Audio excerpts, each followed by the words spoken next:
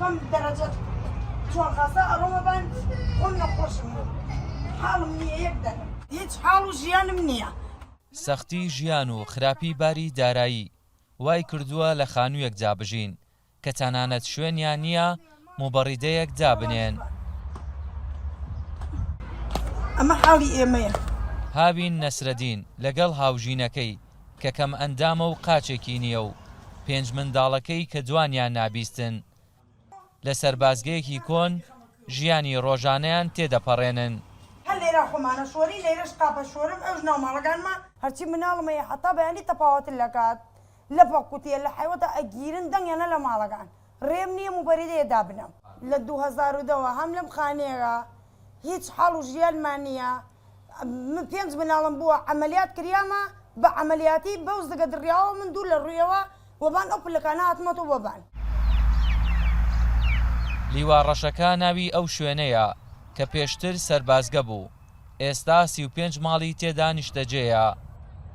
جگە لەو 35 ماڵە 115 خێزانی دیکەش لە دەوروبەری ئەم سەربازگەیە دەژین و بەدەست هەمان گرفتەوە جەناڵێنن. شارەوانی ڕێگەیان پێنادات خانۆکانیان چاک بکەن و نەقەرەبوویشان دەکاتەوە. ئەوە گەرەکمە ئیسە نان بکەم گەرە کشتی داگرمە عەرزەکە هەتا نانەکە مەکەم ئەوە شوەن و ڕێەکەمە ئەوەتە ئەوە حاڵەکەم ئەوە ژیانەکەمانە حکومە چارەسەرێکمان ناکە هەر بە ئیمڕۆ بەیانیمان پێکە. ئەمە لە 2 مەترا لەم 2 مەترا ئەمە شوێنی غازە نان کچێشتکردنە ئەوە سەراوە ئەوە شوێنی نانکردمە ئەوە شوێنی موبەردەمە خۆ قوبوڵەکە لە ئەم 2 مەتری لەم 2 مەترا خەڵک بژی بتوانێ بژی. ئەمە ژوور و حاڵەکەمانە و کە ئەیبینن بە چاوی خۆتان 4 تە لە بەمەیە 8 9 10 11 کاتێ مەدرسە ئەکرێتەوە ناچارم ئەچم ناو حەدیقە داشم یا حتا سعات 11 12 تا خوێندنەکانیان تەواوەکەن کە 6 نەفەر تەنیا ناو ژوورێکە ئەخەوێ. ئەو خانوانە لە بنەڕەجا بینای حکومین بۆیە بە پێی یاسای ژمارە 7 ساڵی 2021 قەرەبوو نایانگرێتەوە.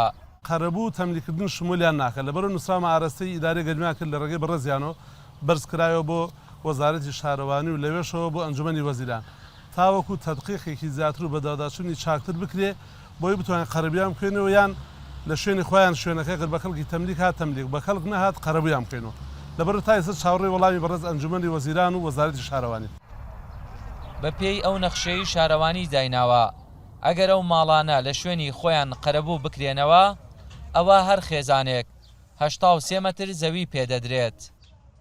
لەم سەربازگەیە کە نووسراوە بژی کورد دەچیتە نێو هەر خانوویەک 40 مەتر 50 مەتر 6 مەترە هەمویان باسی نەهامەتیەک دەکەن کە نازانن چۆن تیا دەرباز بن. زۆربەی و خێزانانەی لێرن کە سوکاری شەهید و ئەنفالن هەمویان دەڵێن لە ناو ئەم خانۆش دیسان و ئەنفال دەبینەوە. هونەر حەمید ڕۆزاو.